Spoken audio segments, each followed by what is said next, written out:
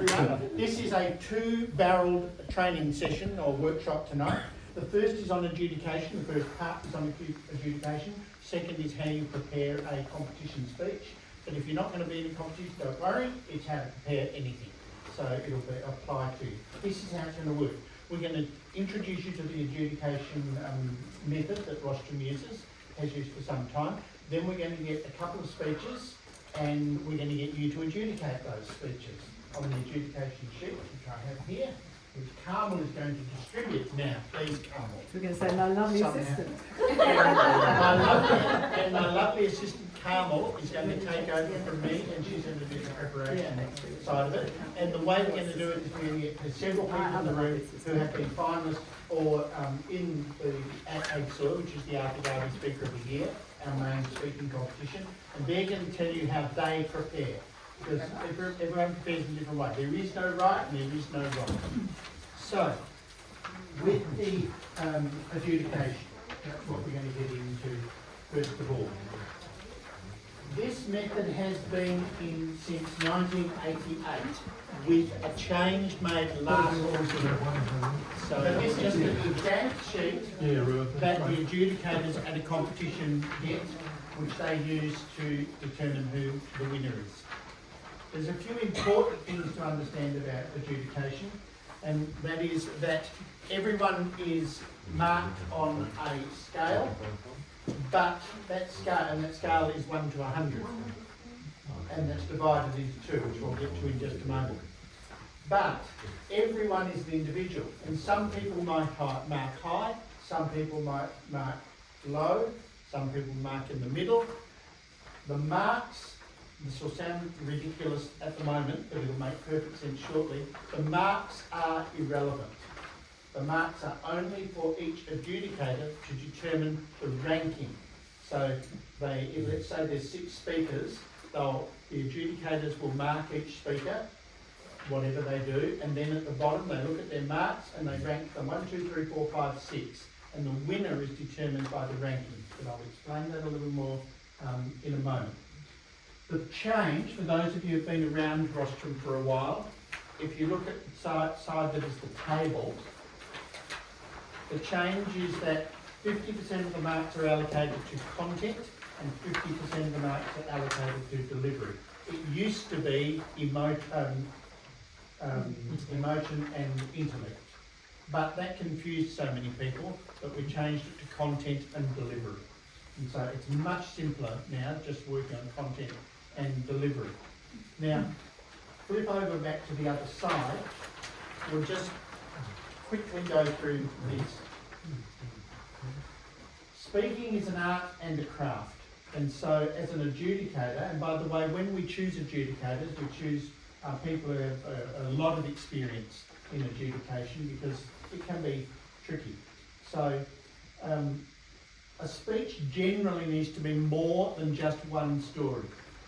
Now we're talking about the context of the Speaker of the Year competition, and so that's what we're talking about. And so it needs to be more than just one continuous story. Probably needs to be 2 or 3 stories interwoven. The best way to think of a speech as an adjudicator is a tapestry. And there's lots and lots of stitches on this tapestry, and they all go together to make the final tapestry. So as an adjudicator, you need to think about it with that metaphor. The most important thing is involve the third line down. Clear adherence to the topic is crucial. So you can't have a speech that is where the topic is mentioned in the first line or the first paragraph, and then there's a whole lot, and that's the end of it. That won't cut the mustard. Neither can you have a speech, this used to be very common, where the last line is the topic. So they give a speech and they wander through, and then in the last line they mention the topic. That doesn't work either, and obviously not just mentioning it once in the middle. So it needs to be a tapestry all the way through where the topic is quite obvious. Natasha? So with the topic, it needs to be obvious, but doesn't need to have the exact wording, say for that. No, but very close to. No, very close to. Yeah. It needs to be obvious, Natasha, that this speech is about this topic. All right? That So timing in the final, well, in the AGSOY competition is important. Not so much in club speeches, but at the final it's really important. So the rules are, it's got to be 30 seconds under or 30 seconds over. It's got to be within that 60 seconds. You've got to finish. And when we get to preparation, Carmel's going to talk about timing specifically, because there's a really important trick that she's going to share with you. She may not know what the trick is, but I'll tell her what she's going to share. I think I can remember it. I think you can remember it too. I have great faith in you. And so we get down to what the two areas are, the content and the delivery, each worth 50 marks. So if you now turn over to the other side, every adjudicator has a different way of doing it. I'm going to share with you the way that I do it, which I think is the right way. But there are some people, I can't imagine why, who have a different view to me. But I have marked the first speaker before they've spoken. I give them 25, 25. Because everything in the competition is based on the first speaker. That's the benchmark. You compare every speaker with the first speaker. And so I always, quite deliberately, give the first speaker midway point. That gives me plenty of room to go up if the following speeches are better. It gives me plenty of room to go down if the following speeches are not quite as good as the first one.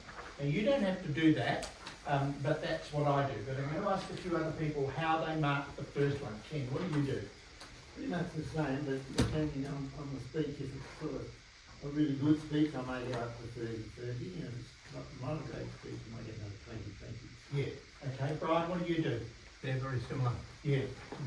So it's important not to mark too high for the first speech and not to mark too low for the first speech, because it gives you limited range to go from there.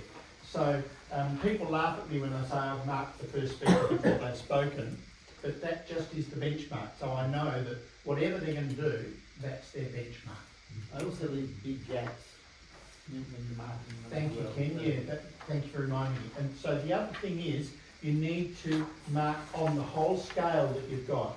So it amuses me sometimes that I see some adjudicators and they have 53.75. That to me is just ridiculous. It's just ridiculous. So I use the whole band of the 100 marks that's available to me.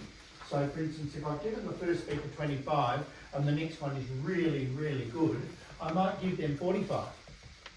Unlikely to for the second one, because I've still got 4 more to go. But you can adjust as you go along. Once you've done the judgment for one particular speaker, you can adjust back as you go. So Carmel, no, it's not Carmel that does this. I do the telethon speech and hearing public speaking competition every year. I've done it for 15 years. And these are primary school kids right down to year 1 who have a hearing difficulty. And some of the kids are very difficult to understand. But there's 36 of them. And I have to try and remember where they all are and compare them with each other. It's really, really difficult. My 2 other adjudicators, one is the CEO of St John Ambulance, Kevin Brown, and the other is Andrea Burns, one of the journalists from the West Australian.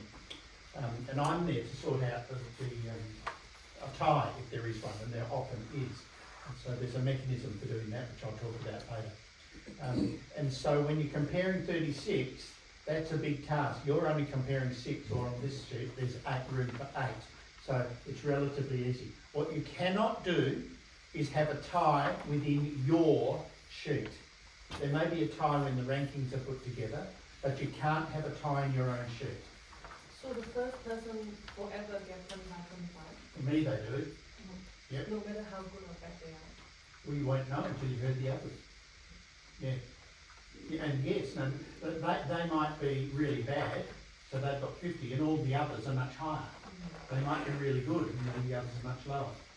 But the first one's always at roughly the midpoint. Okay. And the other really important thing with adjudication, and the reason that we always have 3, or at the final we have 5 adjudicators, is that people hear and see and interpret things in different ways. So what you may hear as a really great speech, I may think is mediocre, and Ken might think is crap. So that's why we have multiple adjudicators, to try and blend it out, to make sure that we've got a different view. It's also one of the reasons why a few years ago we introduced the People's Choice Award at the competition, because the audience as a whole doesn't have the faintest idea about any of this stuff, and they don't want to know. They just know which speech they like the best, or in reality, which one was from their club. I'll vote for them. That's what happens a lot. So the People's Choice Award came in a few years ago.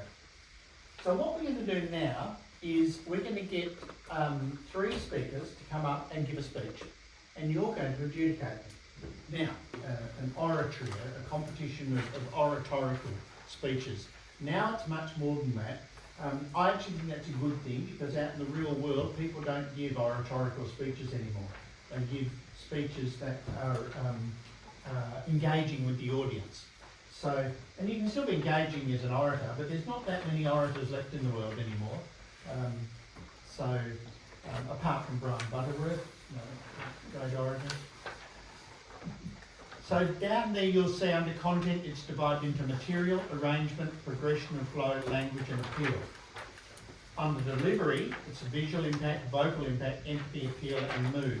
Now, the interesting thing is, some people will divide the 50 into those 5 elements, and that's not what the adjudication is designed to do.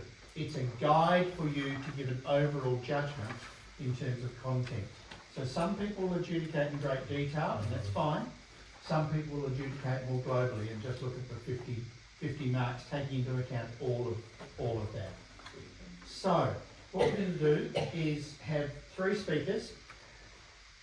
We're assuming that they're in a competition together. Clearly they're not, but we're assuming they're in a competition together. And what I want you to do is see how you go with this. You may find it's a little more difficult than you think. So, Jean, what's your topic?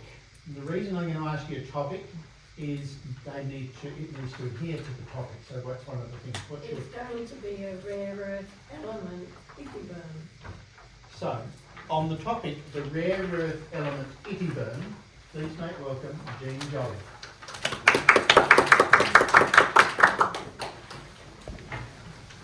Tonight, I'd like to introduce you to a fascinating character. The element 70 on the periodic scale, known as Ittyburn. It was found in 1878 in a Swedish village and named after the village of Ittyburn. It's a rare earth element. But now I've gone and forgot it because it is a rare earth element. But if you listen to the name Ittyburn, it sounds something like from Harry Potter, or even with the personality it has of Gandalf. Ittyburn is a rare earth metal, as I stated, but when you look at it, it is silver. And in some cases, it's got a lemon tint to it.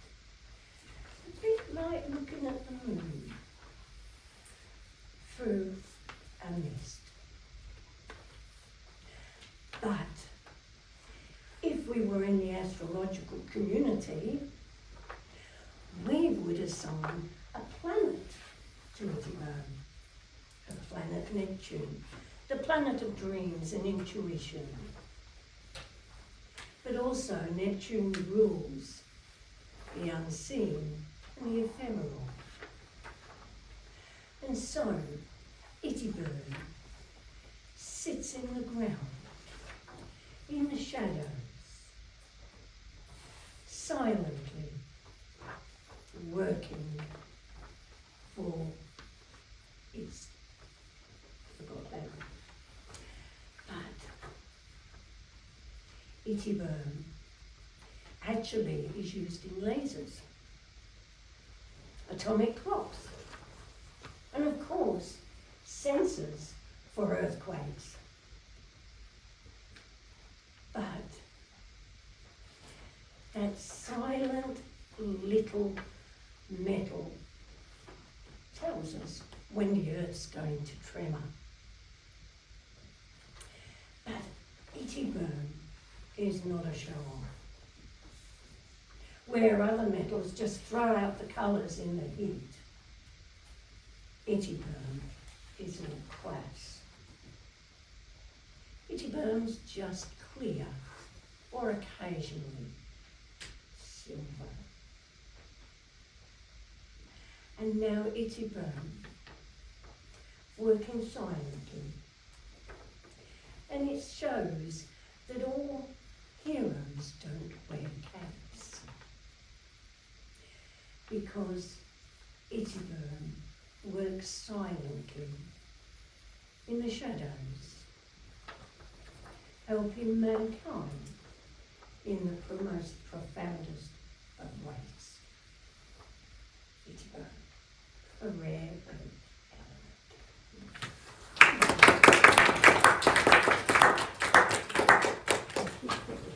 Now, for those of you that are new, the MC or the chair will always give the adjudicators time after each speech to fill in their form. So I'll give you a few seconds. But for the first one, you don't need a lot for the reason I said before. So the benchmark. Speaking on the topic survival, please make welcome Freeman Brian Butterworth.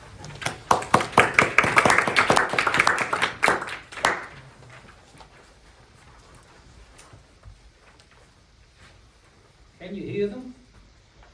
They've gone. The forest, no longer a forest. The bare earth can't sustain life because the forest has been ripped out for bauxite mining. The silence is because all of the birds, all of the animals have been either killed as a result of the stripping of the forests, or they've left the area. They can't survive because their habitat has been destroyed. The red-tailed black cockatoo, Carnaby's cockatoo, the land-based quokka, the woylie, the chittich, land-based animals, they've gone. Just because bauxite mining is more important than the forest. The forest that is along the Darling Scarp, within driving distance of where we are today. The forests are no longer there. The land is silent.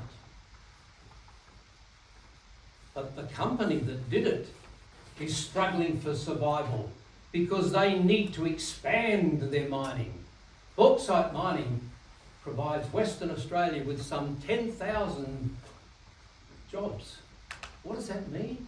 Well, those jobs are worth about $100,000 for each employee. But the royalties that come into the state allow us to have the lifestyle we enjoy. The schools, the hospitals, the police. Mining is good if it can survive on balance with nature. But unless we do something about managing the deforestation, slowing down the stripping of the forest, then we won't have these important parts of our wildlife so close to the city of Perth, so close to where you live. You've heard the cockatoos, I'm sure, the native birds. Without them, what does the world sound like? Machines ripping up the land, destroying the topsoil. Bauxite is quite shallow, so it's not deep mining, it is top surface mining. So they rip off the topsoil, take out the bauxite, export it, and then try and rehabilitate the land. But these trees they rip out, they're 50, 100, 150 years old, and they have a habitat, holes in the trunks and the branches for the birds to nest. Alcoa say, let's reforestate, let's grow new trees, but it will take between 50 and 100 years because those trees are mature enough for the birds to come back. How can the birds survive when there's nowhere for them to live? So they're pushed further and further away from where we have the forests. But Alcoa will say, we need to keep stripping the trees, we need to keep stripping the land so we can survive and prosper. And so therefore, Western Australia as a community can survive and prosper. Who wins? At the moment, silence wins. Because the wildlife that we treasure has been very much a part of Western Australia has gone in the Darling Scarp because of bauxite mining. Who wins? You, for your lifestyle that comes from the revenue of selling bauxite, or the animals and the birds? Who wins?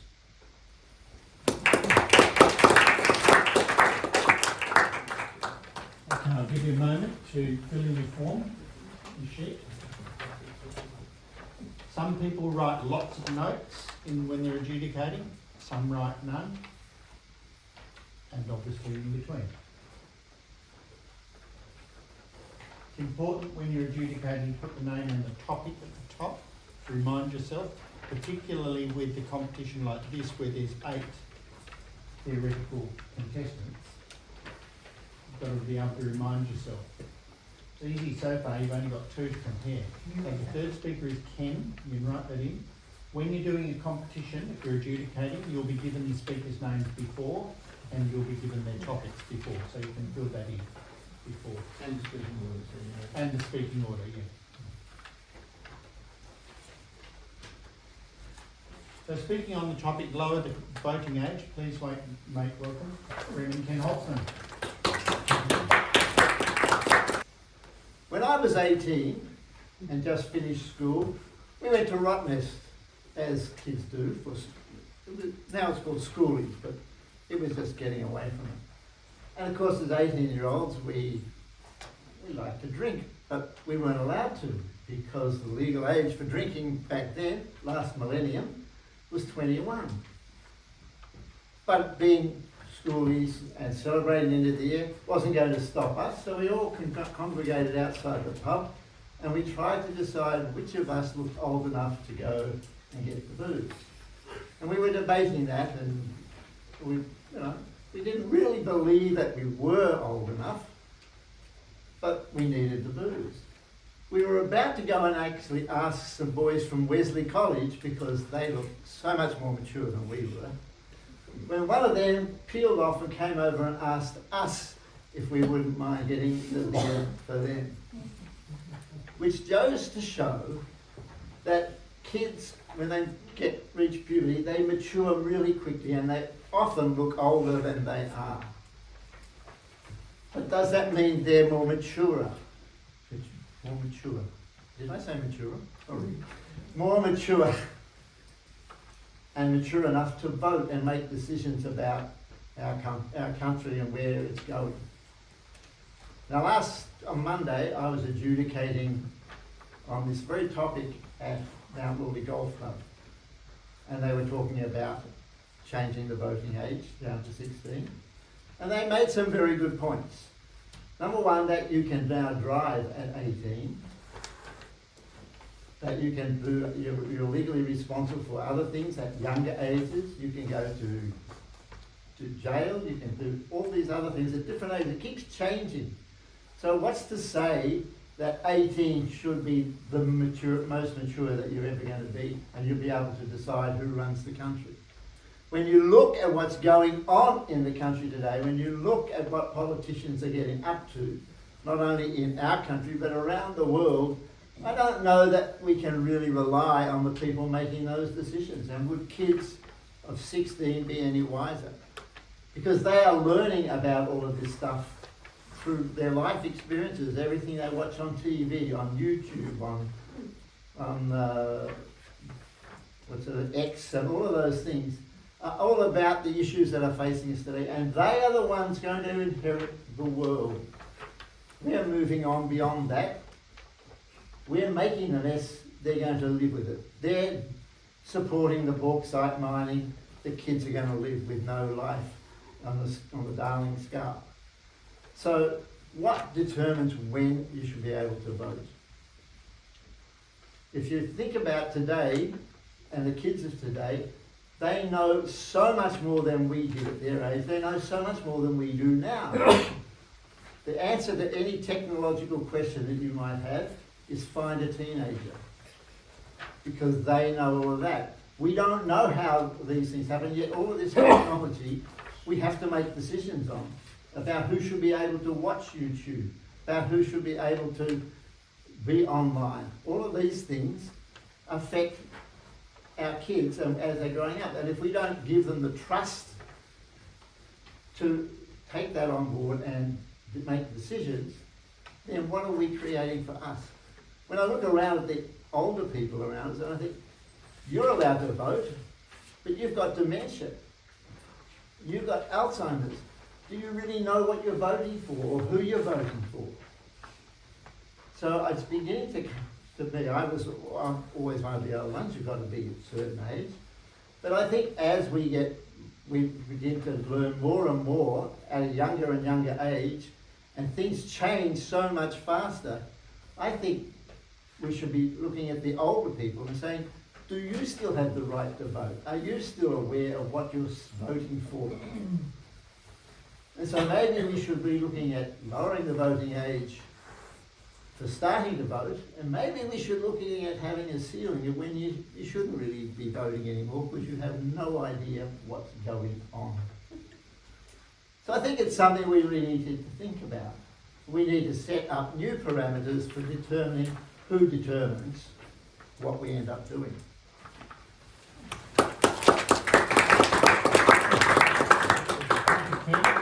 Now, for the purpose of the exercise, we assume that all the speakers were within the right time frame. Okay?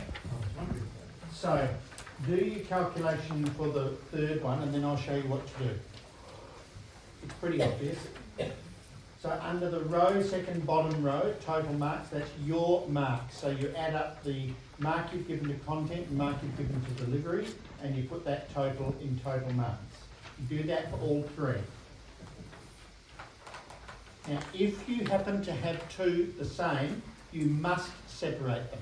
You cannot have a tie. You must separate them. And that, of course, is why it's so important to use the whole range of the 100 marks that you've got. It makes the likelihood of a tie significantly less. So once you've added up the total marks, the bottom row is the rankings. The person with the highest mark gets ranked 1. The person with the next highest mark gets ranked 2. The person with the next one ranked 3. Now, for the benefit of the speakers, what we're doing tonight is nothing personal. Right? Where's the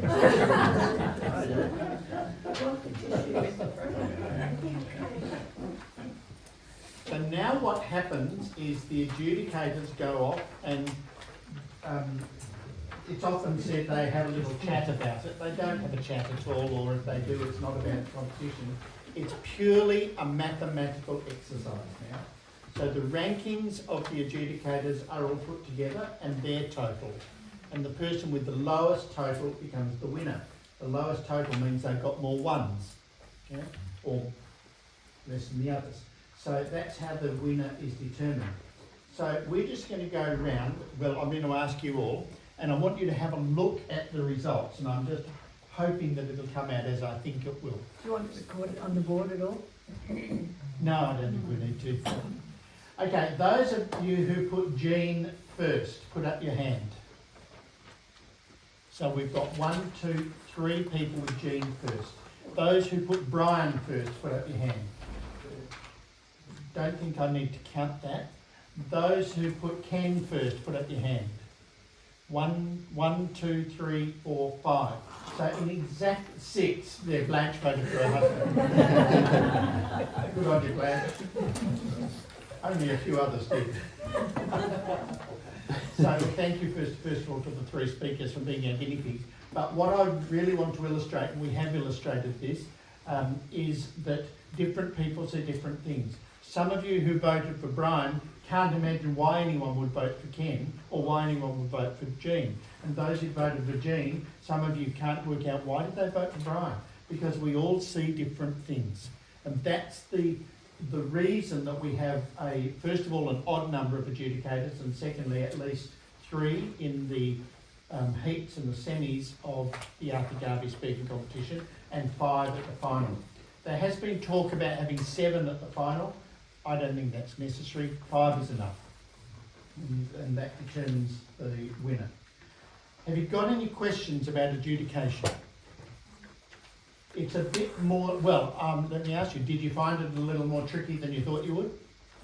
Yeah, because you're judging people, and of course the bias comes in as well.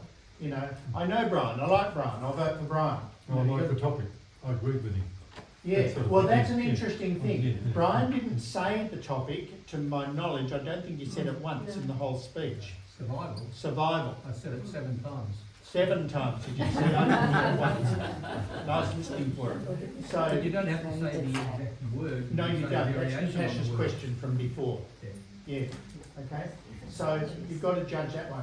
I Elaine? have a question. So instead of marking the first person 25 and 25, what if we start in our mind that 25 is the benchmark and then we mark from there, so no one actually gets, do you know what I mean? Because if Yeah, but then you're only using, you've only got a leeway of 50 marks, or 25 marks in each one, rather than 50.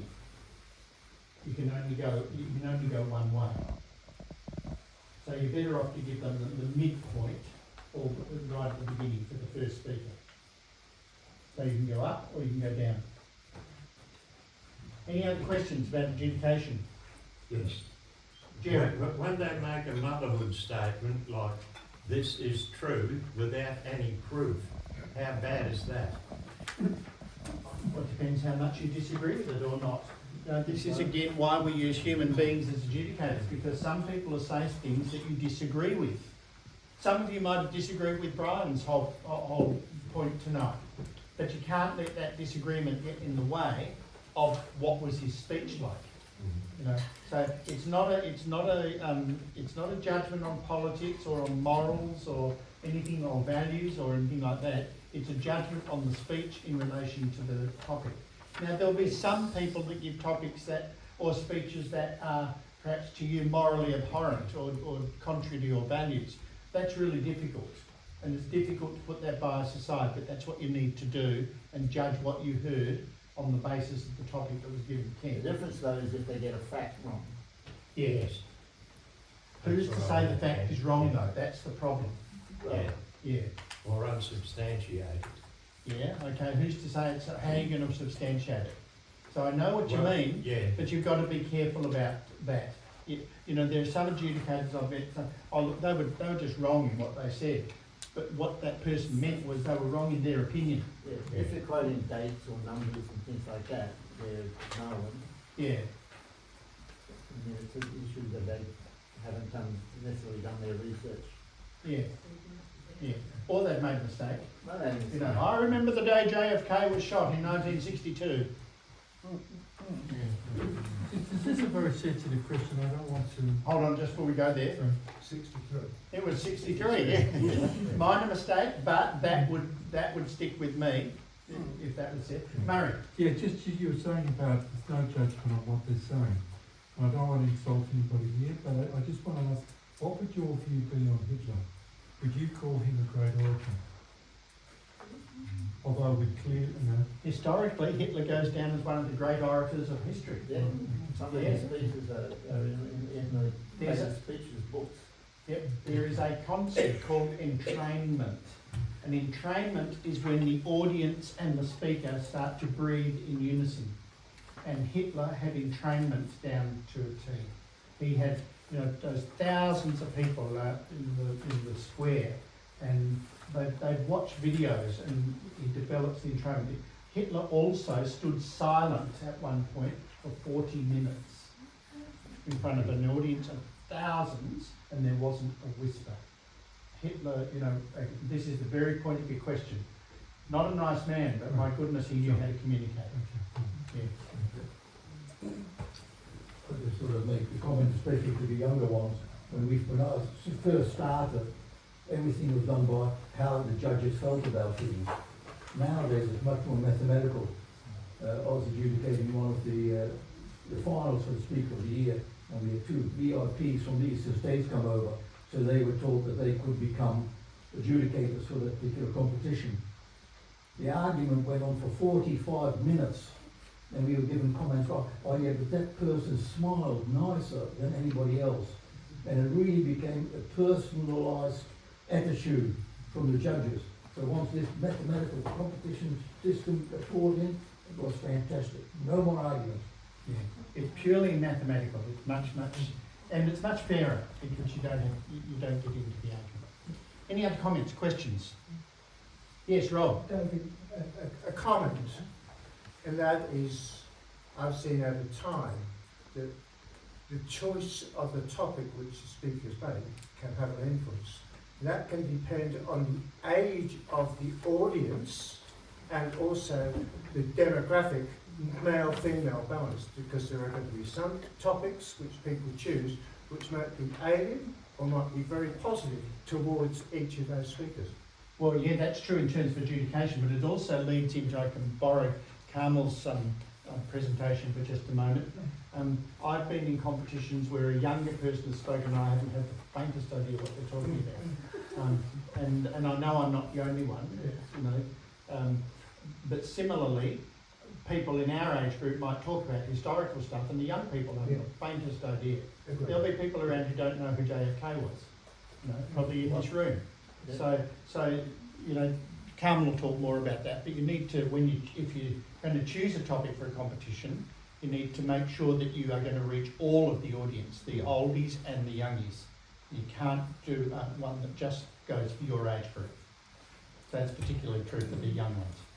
Okay. Anything else? You're talking about ties in adjudication? I don't think so, not because I want to give Carmel a chance.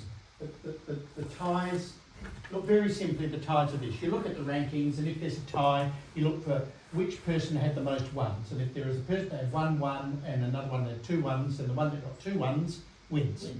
If that doesn't resolve it, you go down and you look at the 2s. And if that doesn't resolve it, you look at the 3s. It's again, it's a mathematical exercise. Very, very, very, very rarely you'll end up doing what you talked about in the old days, and the adjudicators discuss it and convince each other so they can break the tie. But I've only ever seen that once. Okay. Which leads to my comment on this, if I may. So David mentioned that some people write lots of notes. Well, you can see from my sheet that I'm one of those people. I write lots of notes. The reason that I do that is because, and I'm constantly referring to the other side of the paper, because I like to see how they've addressed each of these areas in the content and in the delivery. And these are the things that I look for. And I use a little method where I write down the thing that I noticed and I put a tick against it, or if it was really strong, I put 2 ticks against it. Comes from my experience as a coach, I suppose. But for me, that's really helpful because when I go back to have a look at it and work out if there was a difference between 2 people, I've got a much better idea of why I would go with one rather than the other. I also save these notes so that during the adjudication discussion, I can use them. Unfortunately, I rarely get the chance to because people like David keep telling me it's a mathematical question. So that's how I do it though, for those of you who feel that you want to do something like notes. I just refer to these elements for each of the 2 compartments. I refer to the elements, and if I see something that's really strong in those elements, I make a comment to that effect in here, and then I give a score based on that.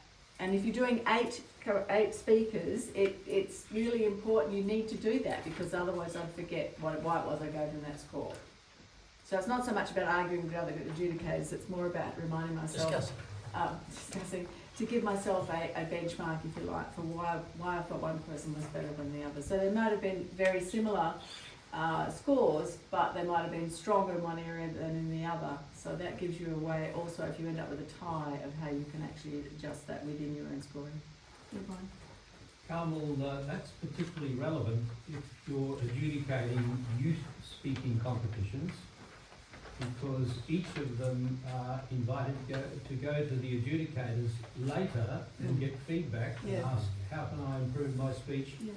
if it's for the next, Exactly. which is a semi-final or a final? And much the same for AGSOY. If you're being adjudicated, or if you get through on a heat, for example, you're gonna want to find out what you need to do better or what you can improve on. And if you're a speaker in the final, you might say, well, what did I do that I can do better if you didn't get through to be a successful speaker on a night. So it's a really good point, Brian, that you make. So those notes are really helpful just for giving feedback generally. And people always come up to me and ask me for feedback, even though it's not encouraged necessarily, it's not discouraged, but yeah. In new speaking, it's absolutely essential, especially for young people, because they need to know. Right, we're ready to move on to how to prepare? Almost. So, Okay. Jerry. Can I just ask a question? Yes. I like Carmel's method of doing it. Why don't we put these things in here? They So used to be- if we want to, we can have a mark. Put them on the back of Yeah, the we could do sheet. that. 1, 2, 3, 4, We could do that. They used to do it a few years Yeah, ago. we did, yeah. Yeah. Okay, so final bit of this, have a look at, show each other what you did on your notes to see, how you adjudicated compared to the person next to you. See how different people do things in different ways. Final word on adjudication. The family of the people that don't win will always tell you got it wrong. The person won't. The speaker won't, but their family will. And we get it at every AGSOY. People come and complain about the result. So that's why the mathematics is so important. Okay, look, we're going to introduce the preparation side of it, which Carmel's going to run. We're going to fly through a presentation I did a few weeks ago. Some of you were here for that, about preparation, and then that's going to sort of set the foundation for Carmel to go on. So, first of all, when you're obviously prepared, the audience has a thumbs up. When they're not prepared, the audience has a thumbs down. So this is what you hope will not happen. They'll fall asleep. Remember, in preparation, generally less is more. So complicated speeches tend not to work well, particularly in competition. So don't over-prepare. Some people literally prepare too much. Who's a perfectionist in the room? Okay, so here's my simple term for the perfectionist. Get over it. Very good is better than perfect. Don't aim for perfection. And you can read all the research in the world. It'll always say perfectionists do not achieve as much as people who go for very, very good. So aim for that. Whatever you do, don't wing it. We had an AGSOY final a few years ago where one of the finalists, relatively new to Rostrum, I have to say he was lucky to get through to the final. He admitted to me after that he had started preparing at 1 o'clock on the day of the final. So he prepared for about 5 hours. His speech was absolute crap because he winged it completely from beginning to end. Some of you will remember that particular one. It turns out it's a chain wreck if you wing it. Okay. This is not so much for a competition, but for general presentation. I'm just going to fly it, but think in bullet points. Don't get to your word processor. The quicker you think in bullet points, the quicker you're going to get to a result. Now, there's different ways to prepare. That's what we're going to get to now. Some people use the note it method, and they put it on a wall. That works well for some people, and you're going to hear how different people prepare in a little while. Carmen's going to introduce that. Some people just literally use a notepad and write it out. My favourite is this one, using index cards. You all know that. That's my favourite. Here are some other ways. You can do a mind map, and mind maps come in different ways. You can do the traditional mind map, which is the bottom left. Lots of software packages on Apple and on PC that give you the ability to do mind maps quickly. The top left is an interesting one. Some of you will find that your preparation is done at a restaurant on a napkin. It doesn't really matter. Okay? Butcher's paper on the wall works for a lot of people, and they literally just leave it there in their lounge room or in their bedroom or whatever, or they can do a mind map on the wall. Another way to do it is using PowerPoint. I use this a lot for my business presentations. I always prepare in PowerPoint. That's not necessarily the PowerPoint I'm going to use, but it's my preparation because it allows me to move things around so easily.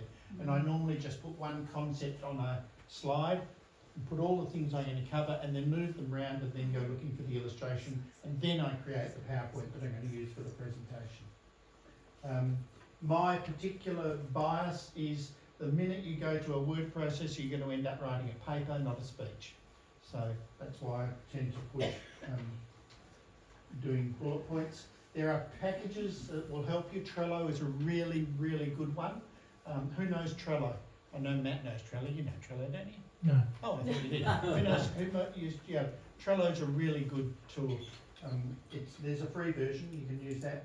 And then we get into Frontiers, which we don't need to worry about for tonight. Carmel, sorry. Please make welcome Freeman Carmel Philippe. She's the Vice President of Rostrum. And she has the cutest cat you've ever seen. Its name is Sapphire. Thank you, David.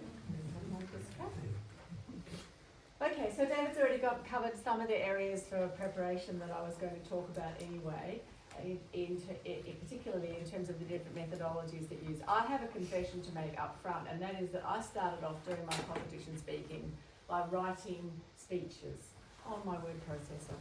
And what I found was that the only way I could deliver those speeches was to memorise them. And that's really hard. The older you get, the harder it gets. But it's really difficult to completely memorise a 10-minute speech, because what happens is, and there's a couple of people in this room I'm sure who will recall, is that you just get stuck. You forget. And if you don't remember where you were, if you lose your train of thought, then you're just stuck. You just can't think of anything else to say. And there's nothing worse than standing up on a stage and becoming completely mute. There probably is something worse, I just can't think of what it might be. Falling over? Falling over on the stage? No, that would not be worse. One of our members at Club 64 once got up and started to strip on the stage. That was almost worse. Didn't think of that. Sorry?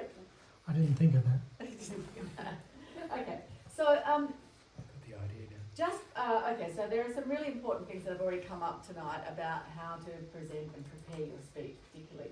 I think having the adjudication part early on was a good idea because we wanted you to see what it is you're trying to meet.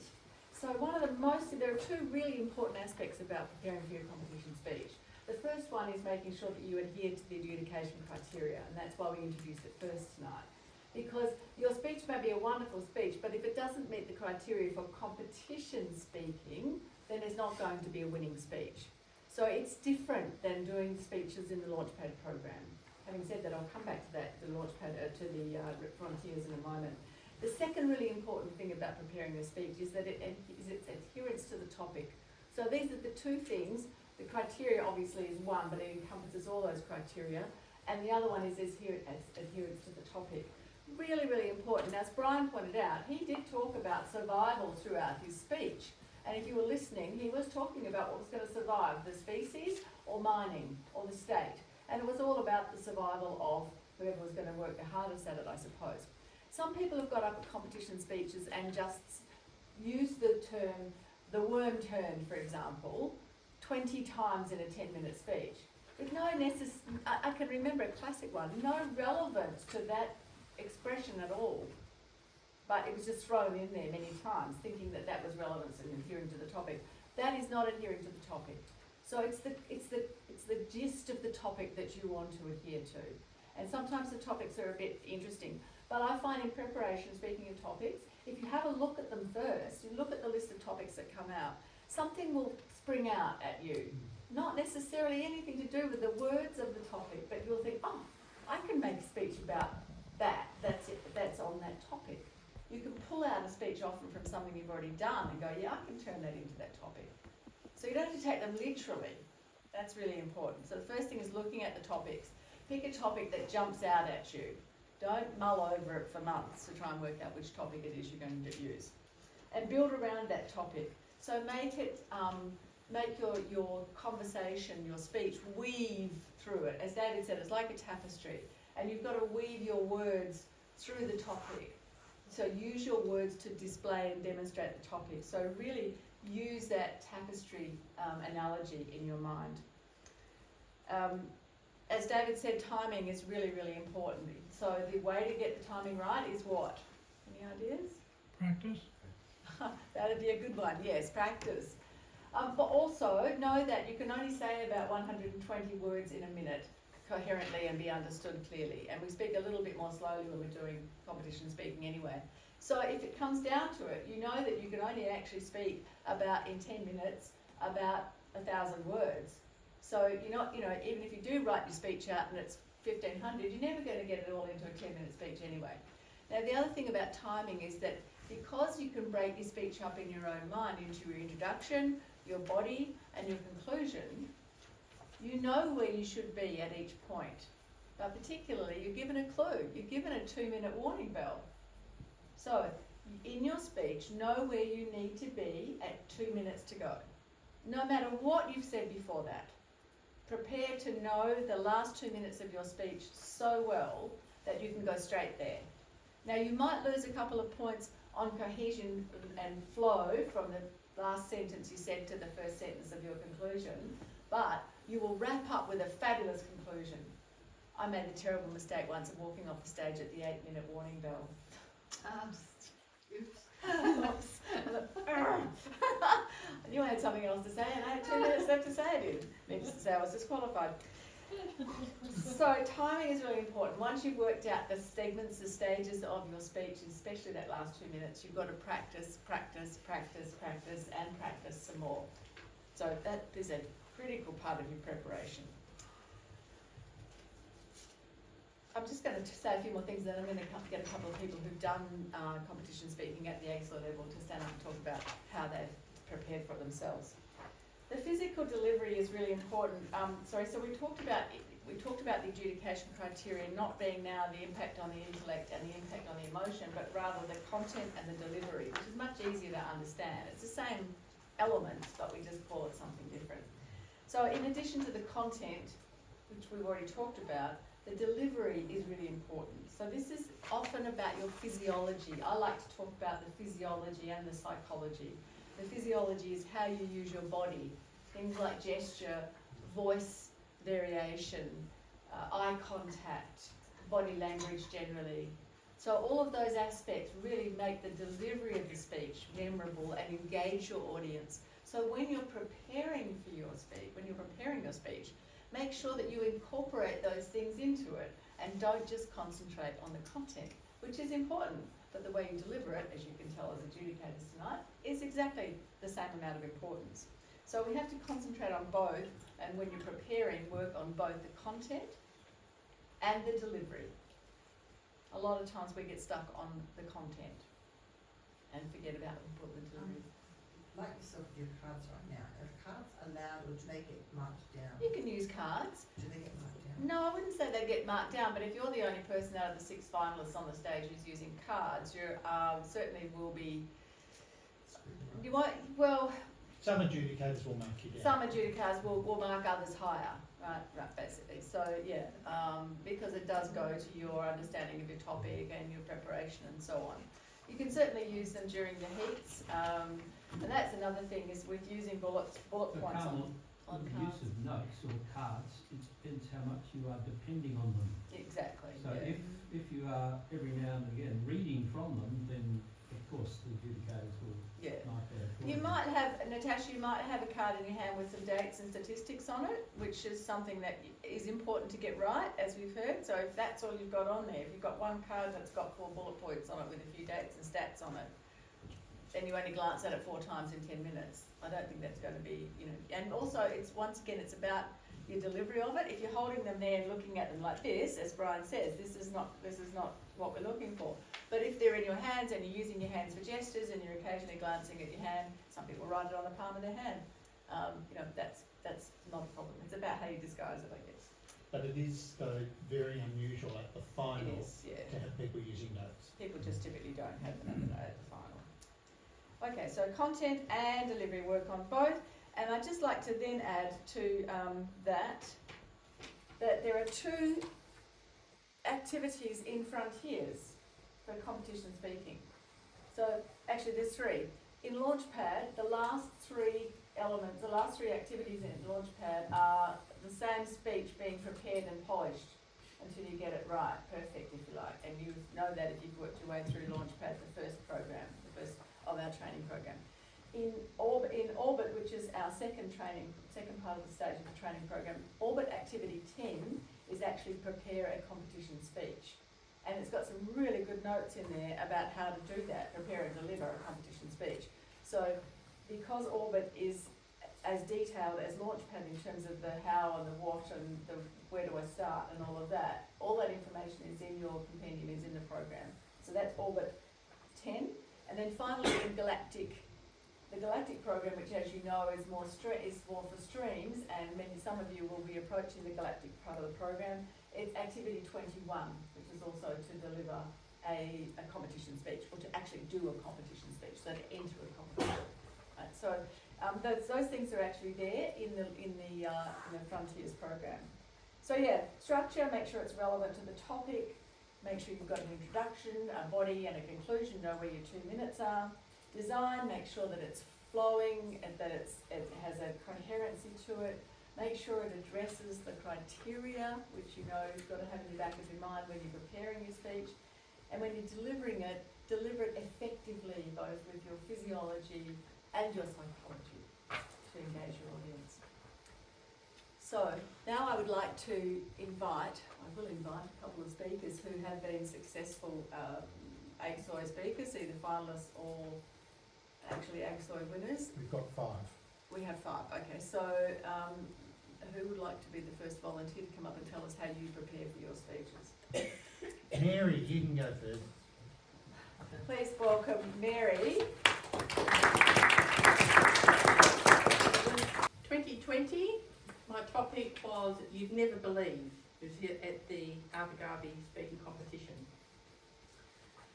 I spent some time planning this speech, obviously, and I used the criteria in front of me. I had a general plan, being an early childhood teacher. I want to speak about how it's important to understand very small children's belief in Father Christmas and other mythical creatures, because it's developmentally appropriate for them at that age. And so I was using plenty of educational data. I spoke about my own 3 children, about some of them using things, and the importance for parents to make sure that they allow their children that space in the ages between 3 and 8 to believe in things. It was called You'd Never Believe, encouraging parents to understand that age. So I was very strategic in the way I planned. I looked at every one of the criteria here. I thought, oh, there's one bit there that says audience participation. I haven't got that in my speech. What am I going to do? Okay, I'll do a rhetorical question. Okay, that'll cover that. So I went it through and ticked every single box to include it on the speech. I had it in paragraphs, I had it on little notes. My big problem with doing speaking competitions was remembering them. If I wrote notes, even bullet points, I couldn't really remember just didn't know what to do. So I did something very unusual. I've not seen anyone else do this before. I drew pictures. I drew little pictures of things that happened in the speech that had to start with. For example, the very first part of the speech was having to use a broom to sweep a monster out from underneath the bed of my daughter, illustrating belief in monsters and taking it seriously as an adult. So I had a little picture of a bed with a broom, and then I had other little examples throughout the speech. So on my notes only had little illustrations, and I could picture though, when I was speaking, I could remember those pictures. And it went in a circle because a speech, for me, starts with "you'd never believe" and it finishes on that as well. So it's a circle speech. And I was pleased that I received second place. So it seemed to work for me, and I'd encourage other people to perhaps have a look at doing it that way as well.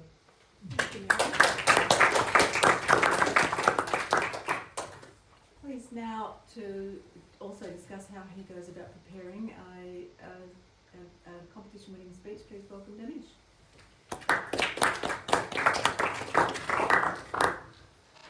Hi everyone. I was the finalist in 21, 22 and 123 Speaker of the Year competition. So my way of preparing speeches are really different. I take a piece of paper, blank. I write a topic on that blank piece of paper, and then I do brainstorming. Whatever comes in my mind, I just write. And then after 5-10 minutes, I look at those points and see what makes sense, what doesn't make sense. And then I select 6 or 7 points. And then my next strategy is always how I can weave stories in those points, or I find stories from my personal experiences or experiences of some other people who have resonated with me. Because I believe, for me, stories are the best way to present or to speak. Plus, those resonates with me, and I don't need to remember a lot. They just flow. That's why I don't go technical like Simon goes too much into those things, because stories are my thing. So after that, I select 3-4 stories, and then after looking at those stories, I think that what message I want to give to the audience. So I tailor my stories according to those messages, and then how to connect those 3 stories. I always follow rule of 3. Don't go to one story or more than 3. My speeches always had 3 stories or 3 points, and I connect those stories together. And the next thing is I know how many words I speak in a minute. So that's 95. And if I am stressed in final speaking competition, then definitely I'll go over 100 words. So that's why I exactly know or knew where I would be at the end of this paragraph. And normally when the bell rings, I have enough to say, and I always comes in the time. And when I prepare for my speeches, always have different font colors. So first story would be blue color, second would be the red or green, so different color codings. And after the end of every paragraph, there are words written in every at the end of every story or at the end of every paragraph. And before final speech, by that time I would have practiced that speech for more than 50-60 times. How that goes, I mean, it's easy, it looks a big number, but if I'm starting preparing that speech a week before, then once I rehearse that speech early in the morning before going to toilet. Second would be going to work. Third would be in my break. Fourth would be coming from work. Fifth would be after dinner, and one before sleeping. And then I challenge myself that I would start from the second paragraph, third paragraph. Now this time I'll start from the last paragraph, so that I would be aware that where I am. So by 6th or 7th or 8th day, I would have rehearsed it for more than 60 times, and that's what gives me perfection. So that's my style. Thanks, Danny. I'm trying to understand how you knew, to say the 18th of March, that you're on track. I didn't quite So get when that I'm rehearsing, I always have a stopwatch. Yeah. So it rings after 1 minute or 2 minutes, and then I know that I'm on this word of the paragraph. I'm on this. Oh, okay. So Okay. So, so remember I the key words at the I points, keep record, and I always have speeches from my previous years. So I always have this idea that okay, last year I did this speech, it would be 800 words. So this year's speech would be around 800 or 815 or 780 words. So that's how I go. So I've got now. So, but do you write out the whole speech then? Because if you know the number of words you're speaking per minute. You do, or you write the whole thing out? Yeah, and I have a really good memory. Oh, okay. Thanks, Danny. Can I just ask again, how many times did you say you rehearsed? More than 60 times. So 10 days, 6 times. 10 days, or 6 or 7 times a day, so it's always a week basically. Yeah. But you know you're going to be in the final 6 weeks ahead. Yeah. So you've got 6 weeks to prepare for the final. But another thing, I don't overdo, because there comes a time when you don't like to rehearse your speeches, and that's the time when you start, declining. So on the day of the speech, maybe 1 or 2 times, not more than that, and 1 or 2 times before that day. A bit like running a marathon. Yeah, So yeah, you have yeah. a rest before it. Thanks, Danish. That's great. Now to share his experiences, and Ben has a totally different experience and approach, I'm sure. Please welcome Ben.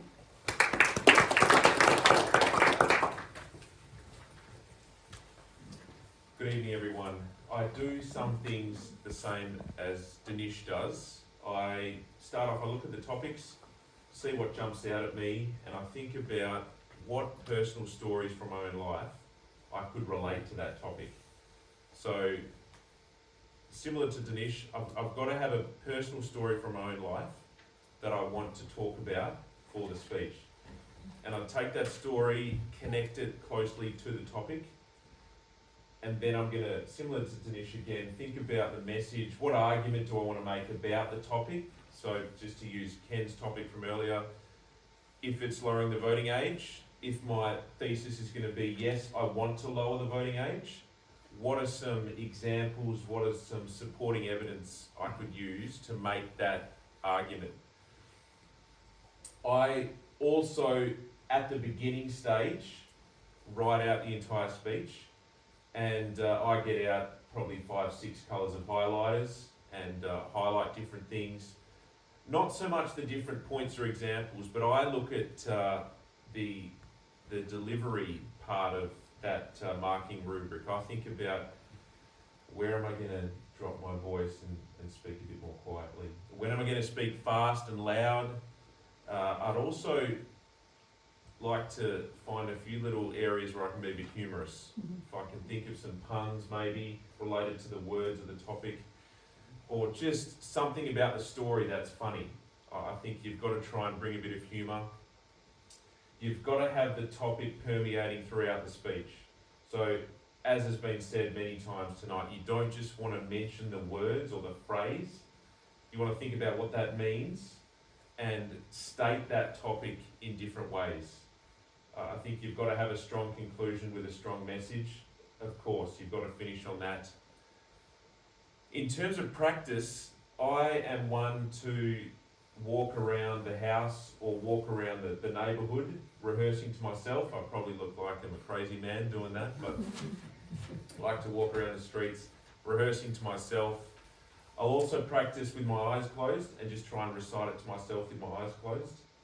Also to do it in front of the mirror, if you've got a bathroom mirror or something like that, to see how you look when you're delivering it, because of course body language and gesture is important. And similar to Danish, throughout the day, first thing in the morning, on the drive to work or the drive home, that's a great time to practice. but on the final day or the day of the competition, unlike Danish, I'm practicing many times on that final day because I want to make sure I get it right. Thank you.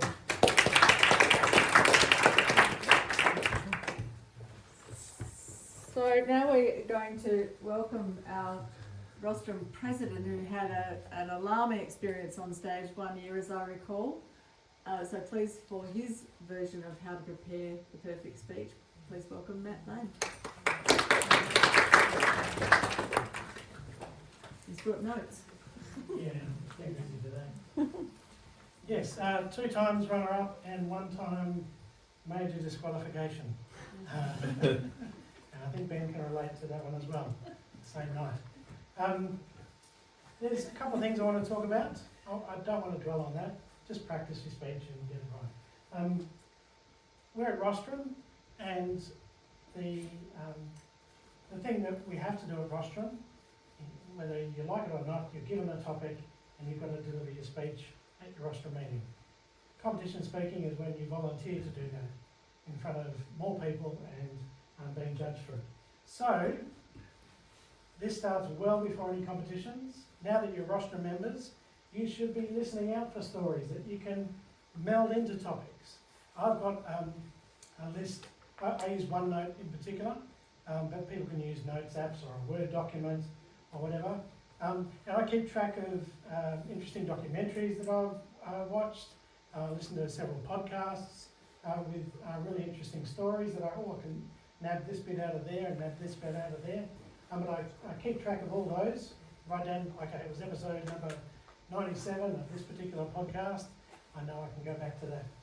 So always have a wealth of material, because when you're given 6 or 8 topics in the competition, you want to have some ideas that are going to pop out that you can maybe join together and make it into an interesting speech. It's a shame that Tristan Seymour can't be here tonight. His family just had a lovely little bubble. They've been dealing with some medical issues with that. But he's a member of our club now. He's given us a couple of workshops on these type of speeches. And one exercise that he gets us to do is to start the speech 3/4 of the way through. So at about the climax of the story, or where the story is getting interesting, you don't know how they got into this particular spot, and then you start the stuff. And then you work your way in. Now the audience is captivated because there's something absolutely crazy happening right now. You just explain the situation. How do they get there? How are they going to get out of it? So we've done this exercise several times, and I think that particular type of structure really works for a competition speech. I just want to illustrate that, if you don't mind me reading from one of my runner-up speeches back in 2018. On his first spacewalk in 2001, Canadian astronaut Chris Hadfield was busily engaged in some serious work in progress. That's the topic, by the way. Installing a large robotic arm to the outside of the International Space Station. Hadfield and the station were travelling at more than 28,000 kilometres per hour, or nearly 8 kilometres a second. He was focused on the task at hand rather than the awe-inspiring view that had taken his breath away as he exited the hatch. However, as he worked, he realised that something in his helmet had caused his left eye to sting, and it made it hard to keep open. And there was no possibility of wiping it with his gloved hand through his helmet. But he still had one good eye, so he continued working. With the absence of gravity though, rather than drip down his face, the gunk, mixed now with his flowing tears, formed a ball of water that slowly grew on his eyeball before it eventually broke the banks of the bridge of his nose and flooded into his right eye, causing it to slam shut. 8 kilometres a second, holding on to the outside of the space station, rendered blind. Houston, we have a problem. But let's take a step back for a moment. Yeah, that's the gist of the point I'm getting at. So remember that, and all the other things that other people have said so far. Practice, rehearse, get your timing right. Yeah, keep at it. Thanks, Matt.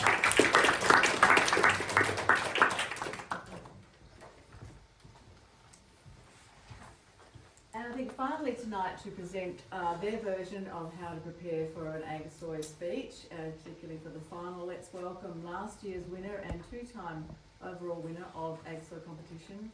Please welcome Simon.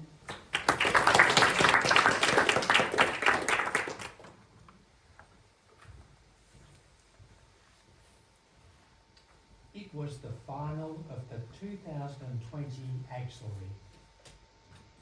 My topic was You Wouldn't Believe, and I was up against Mary Rice. I drew the short straw and got first speaker.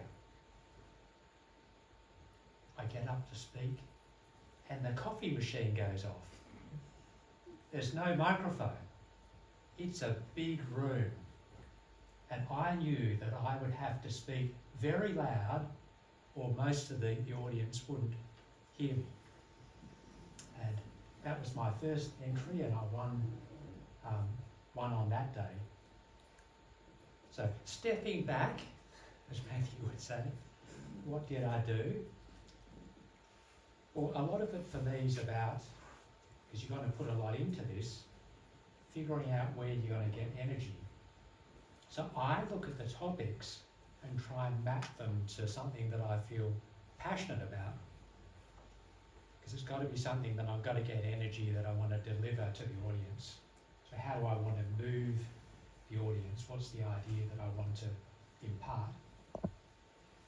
Once I've found my inspiration, I tend to just throw down some stories and things that relate to that idea that might bring it to life. So I've got a bunch of content to work with. And it's a bit like a statue where effectively I've thrown down a big chunk of stone, and what I'm going to do over the next month is whittle that stone down a bit every day until it's gone from something rough and ready to something that I feel proud of. And for me, that's the joy of the process, because I do not do that every week. I tend to make it up on the drive here, but the once a year when I do the AGSOY is completely different. And good in that way, because I don't normally have to prepare that type of speech. But it will ultimately have, in a 10-minute speech, about 5 chunks. And the first chunk, I will always start with a personal story for a few reasons. One is I'm going to get a lot of energy from that, be very authentic. So I'm going to connect with the audience. I'm not telling someone else's story. So immediately I build rapport. Then I'll usually draw on a couple of other stories that aren't personal stories and sort of weave that in. And then in the conclusion, I'll stitch it all together. But once I've got that structure, so there's about 5 chunks, about 4 paragraphs in each chunk, each with a few sentences. So each paragraph's going to take me about 30 seconds. And everybody can learn a paragraph or a 2-minute speech. So it's really just 5 2-minute speeches. And then I'll spend a lot of time on each sentence. And I think I even used AI last time, but I'll use it to say, well, how could I say this in a way that sounds better? Then I'll say it and go, oh, that word sounds better. Or this one rhymes, or this has got better alliteration. And, go from something that looks good on paper to something that sounds good when you say it. So I'm just playing with the words, taking out things. I might say there's a story I don't need, or a word or sentence I don't need. I'll take that out and gradually whittle it down to something that's very strong and logical, that's easy to remember.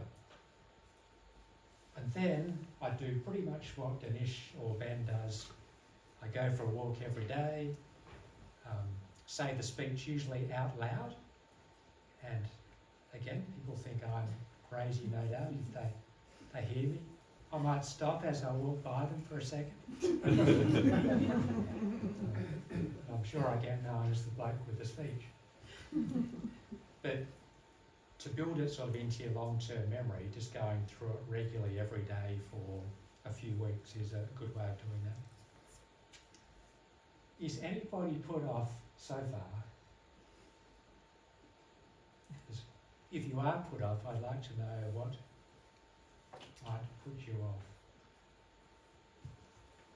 I think it's just, I'm not put off, but I think it's just daunting thinking about doing it for the first time, putting in all the things that everyone has said and, you know, just giving it a crack.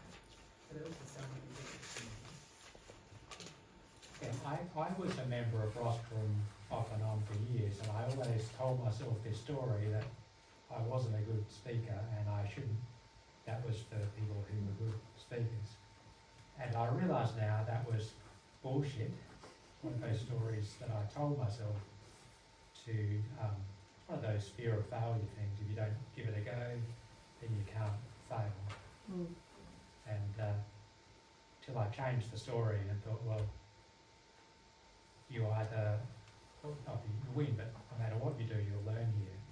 Once I stretched myself, came back to the club, every week speeches were an absolute breeze. I had to stretch myself and suddenly I could talk to anyone, anytime, and that felt extremely comfortable. So that was probably a positive of doing it, that yes, it's a bit of a stretch and it's a bit uncomfortable, but after that everything seems simple. Something else? Simon, I don't know how relevant this is, but how do you become totally audience conscious so that you think, okay, I'm speaking to these people and I have to move them? To me, this is critical in the speech. I agree, and a lot to me, like if I'm not getting energy from the audience, I start to lose energy. So for me, like eye contact is critical, and I will tend to look at someone who I am resonating with, and we'll be getting energy from each other. If there's someone yawning, see Carmel yawning when I speak, I won't look at Carmel because that's not going to give me energy. I'll scan around and I'll see, Rodrigo, he's alive, he's still breathing. I'm going to focus on him. Simon, we have a question I was just over going to here. ask it, it's a review, is it the same choice of topics each year? No, it's different every A couple of And also topics you different, mentioned there, sorry, same topic. they're coming up in these ones, aren't they? I don't know, we haven't, I don't know. Is there one that you say? But also, But they have given out, because they gave out the topics at the last week at the human speech. also the topics for the heats are not the same as the topic for the final, Oh, so the your topic heats- list your for the heats have final. got to be a different talk. Yeah. Thanks, Simon. Any other Usually questions? the heats are easier, I find. Yeah. You get through that, they give you the finals ones. Yes. I do that. Yeah, I'm just curious if yourself or anyone has tried video recording yourself as you're practicing. Yeah. Lots of people do that on the phone. I did, but one tip I found, if you have family, use them lightly, because you probably get 2 runs with them. After about the 5th run, they're sick of you. I've got kids and I'm lucky if I get 1 run out of them. If you've got a dog, he's more patient. Do you think what type of speech you're delivering is information, entertainment or persuasion? You think in those terms? You're trying to persuade the audience or you're just trying to make them laugh or Well, I am, because I think you've got to put a lot of time in yourself. Yeah. You're going to have 10 minutes with 50 people. For me, I want to do something with it. I want to move them. Right. I want them to change their life. That Okay, would be my fine. Okay. aspiration. Okay, fine. And then I'm like, well, how am I going to do that? Yeah, sure. Which way would I move them? And Trying how to would I persuade move them to do something at the Yeah. end of the speech. Otherwise, it's like a waste of it. I won't remember it. I don't know. We've got some great speakers in our club who can just make us laugh. I mean, I think that's wonderful if you can do that. Well, there's no reason you can't do both. You can persuade and entertain. In fact, if you entertain, I think you're more likely to persuade. So. Other questions? Any other questions? Thank you, Simon.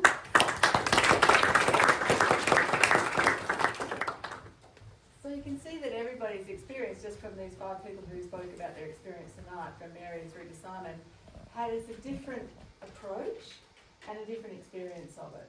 But there are some things in common. Everybody practices, everybody prepares and doesn't come to it the day before, and everybody practices. And each of us have our own little techniques that we use, and you've heard several of them tonight, which has been really helpful, I think, because it does show you that if you decide that you want to go down this path, you can basically pick your own way of doing it. I'd just like to add this though. Don't go for a competition AGSOY final speech. Don't put your hand up for that. Put your hand up for a heat. Okay, that's all you have to do, is put your hand up for a heat. And it's so much easier. And then you get the experience of doing it. And then you can choose if you want to go on to the final if you happen to get selected from the heat. You've still got a choice. So don't put your hand up for the final, put your hand up for a heat. And the other point I'd like to make is that we've had a discussion tonight around competition speaking, and I know we've got some new members in the room and some visitors. So I wanted to just differentiate, as Simon did, between the speech that you make in your club and the speech that you make for the AGSOY speaking competition. They're a different type of speech, which is why we're running this workshop tonight. You can do the humorous speeches in your club. You can do the impulsive one-offs, I thought of it on the way in the car here speech at your club. I often do that. You can, in fact, I often do it while I'm sitting here. You can do those more relaxed speeches in your club. This is a very structured kind of activity, and that's why, as Simon said, it stretches you. And the good thing about stretching you is that you rarely go back to where you were. You're now a bigger person, you're a better speaker, and you can apply those skills in other parts of your life as well. So it's really, really well worth doing it. And you can still do your fun speeches and your entertaining speeches and your funny speeches. We've got lots of funny speakers in our club. Sorry? Props. Oh, props. Yes, thank you. That's what I wanted to say next. We do still have a rule about props, and that is, Matt? No props. No props. So you can't go on stage in the Arthur Garvey speaking competition with props. It just gets a bit out of hand. So you have to rely on your content and your delivery. So you can't use a chair or a broomstick or Medicare card. a PowerPoint presentation or a Medicare card. What kind of a prop is that? Let's not go there. So yeah, no props permitted. People sometimes ask this. I mean, if you're doing a skit somewhere in your club, you can obviously, but yeah. What about what you're wearing? Like, could you wear something that matches your speech, or is that a prop? Bikini. Why not? I don't think that's a problem. Clothing's okay. Clothing is fine. As long Yeah. as you keep it on. I would give you a warning. As long as you keep it on, yes. Yeah. I would give you a warning about clothing though. Bear in mind that once again, your delivery. There's 3 girls at the front. You can be spent outside in a minute. Is don't wear clothes that are going to distract people from your speech. I remember once seeing a woman giving a competition speech, and she had this tassel sort of jacket on, and she was moving her arms around like this. It was like, don't stop! I'm getting busy. So yeah, do bear in mind that your clothes do make it for the woman. Okay, have I done everything now, Matt? David? Okay. I think so, that's it for preparation. I'll now hand over to David to wrap up for this evening. Thank you. So I'm just doing a segue from what you've just said to where we go. So Denise is going to give you a perspective on why you should enter, because she has quite a different perspective than most people, why you should enter AGSOY. Oh, please welcome Denise. Well, you can stretch yourself so much at club level. But when you're in a competition, you stretch yourself even more. So I didn't particularly want to enter competition, but I wanted to get better, so I entered. And I stretched myself. And I keep stretching myself. And I have found, Rostrum has definitely changed my life, apart from the fact I met my husband. And I used to be a shy young thing. And I can speak in front of anybody now. And I know it does make a difference with everybody I interact with. I can speak with anyone at any time about anything, and if I don't know what they're talking about, we can still have a laugh. Because if you make people laugh, that's the best thing. I don't take myself too seriously. I do it, I practice, I have fun. I've met lots of wonderful people. And that's what Rostrum's all about.